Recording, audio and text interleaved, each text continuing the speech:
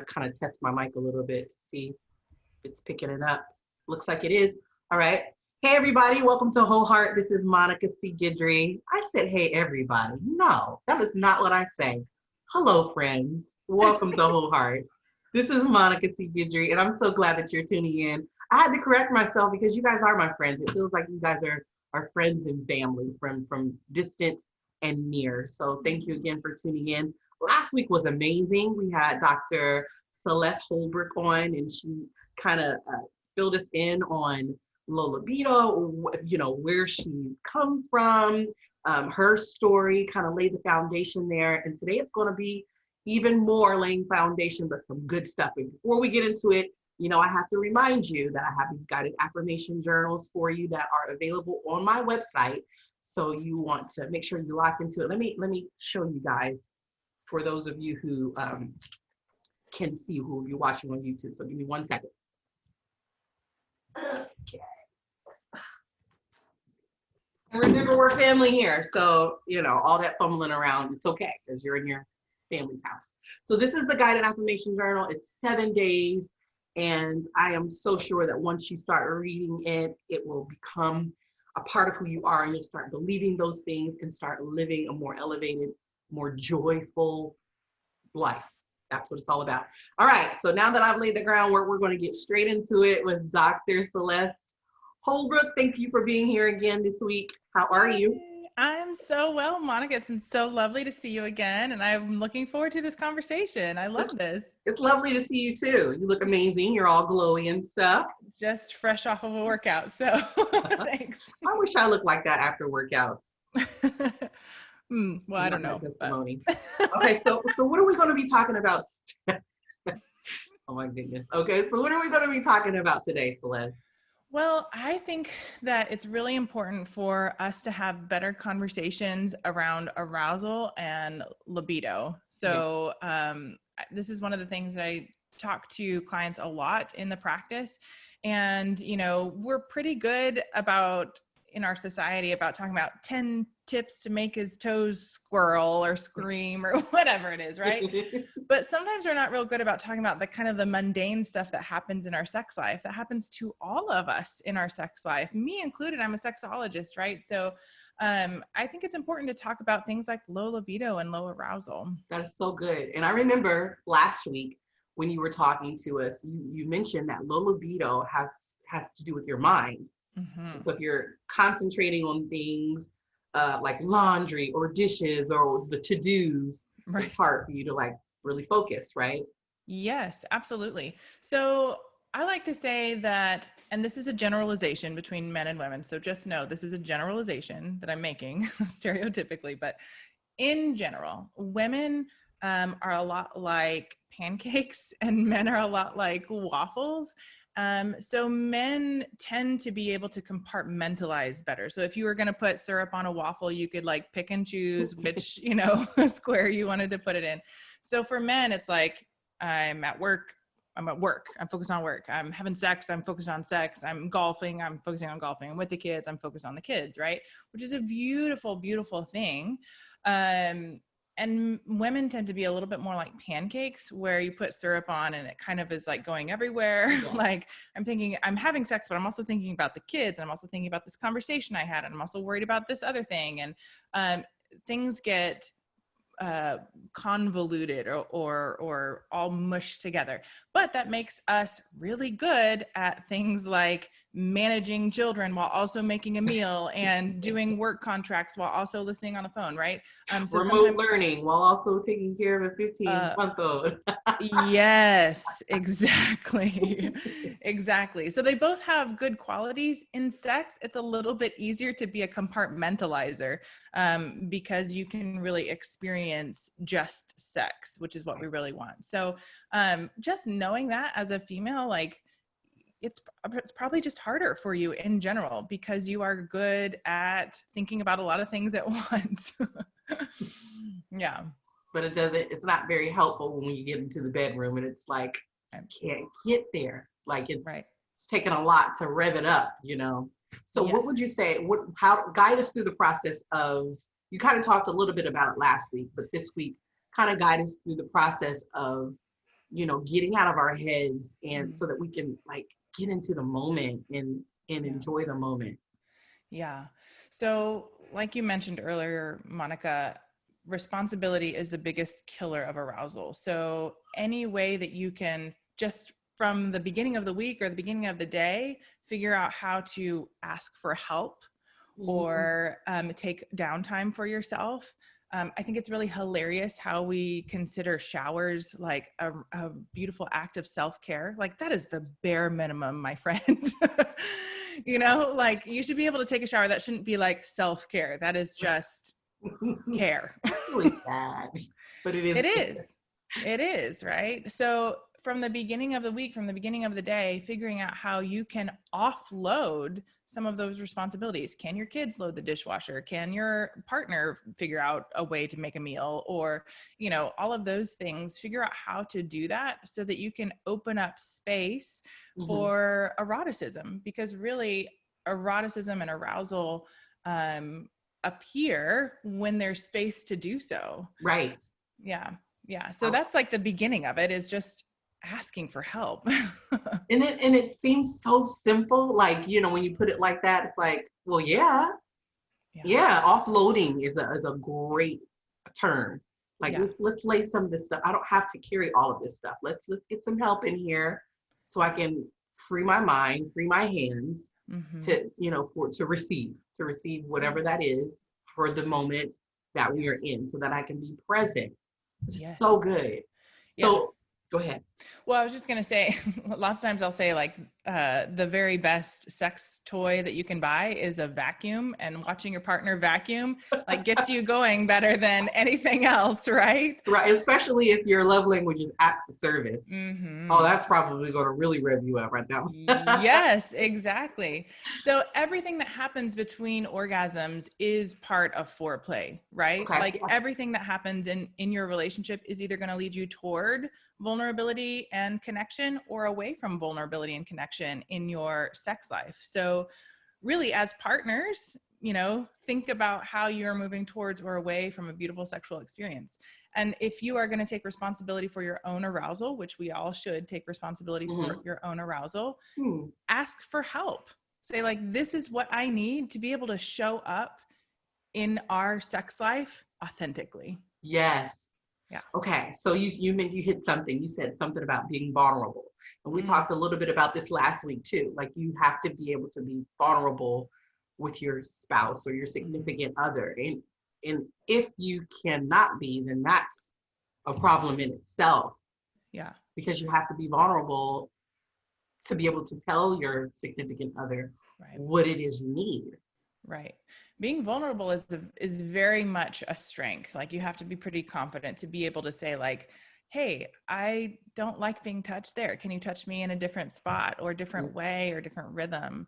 And when you can start doing that in this very organic, raw space, I mean, you're literally naked with somebody. There's no pretense. There's nothing there. You can start to see that grow roots in other areas of your life. Like if you can ask for what you want and need in your sex life, you can ask for a raise at work, Right. That is so good. That's so good. Back to the point of, the whole being present and you're responsible for your own arousal. That's the whole key of like saying, hey, I need you to help me with this.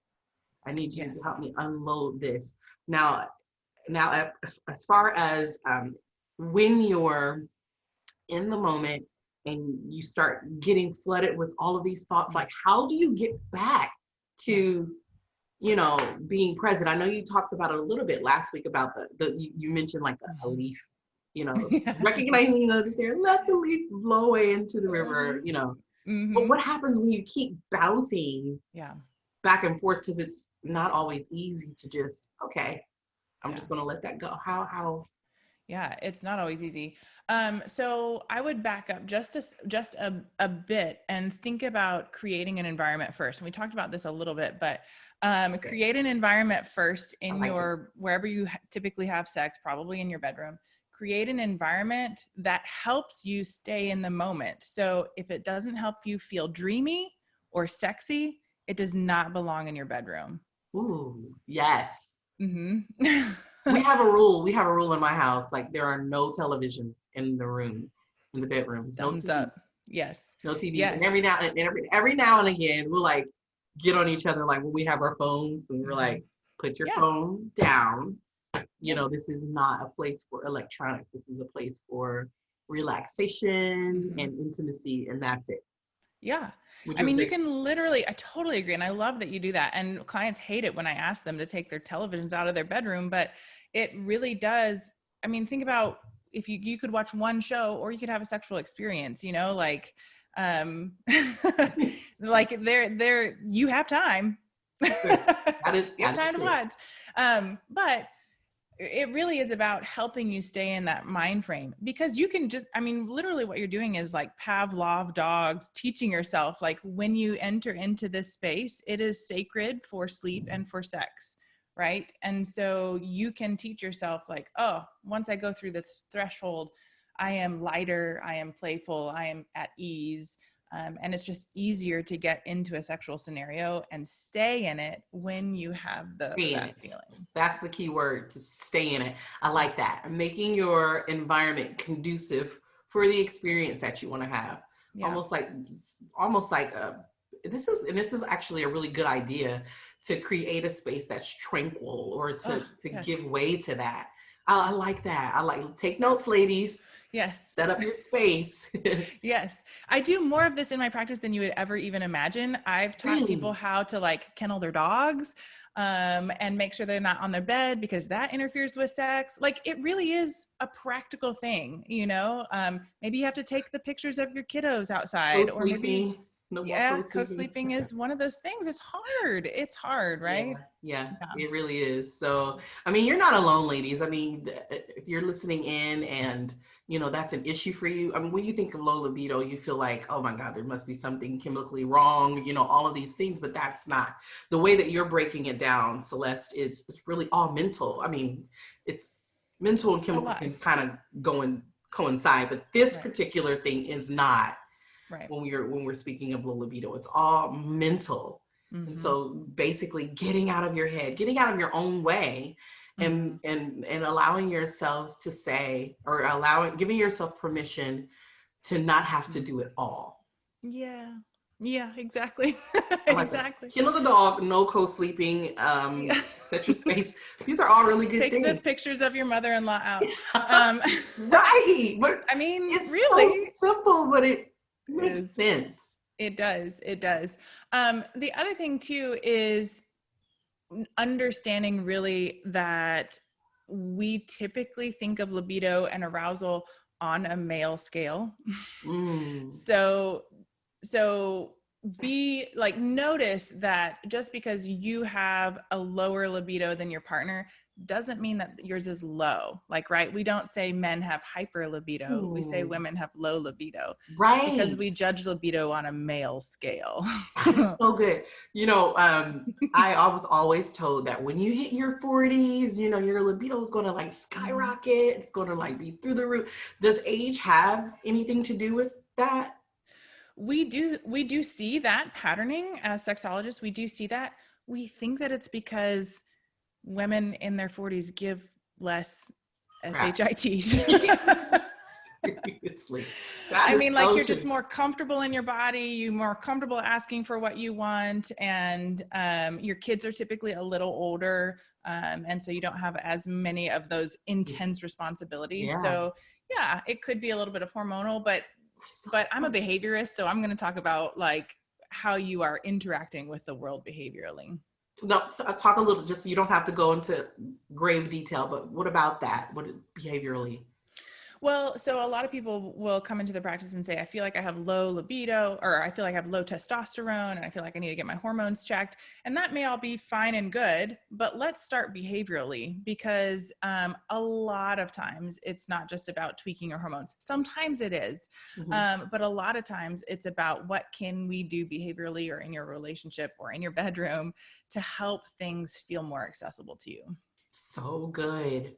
Hmm. Now, when we talk about now, did you say that arousal and low libido is this intertwined? Is this the same? Um, yeah, people use them the same.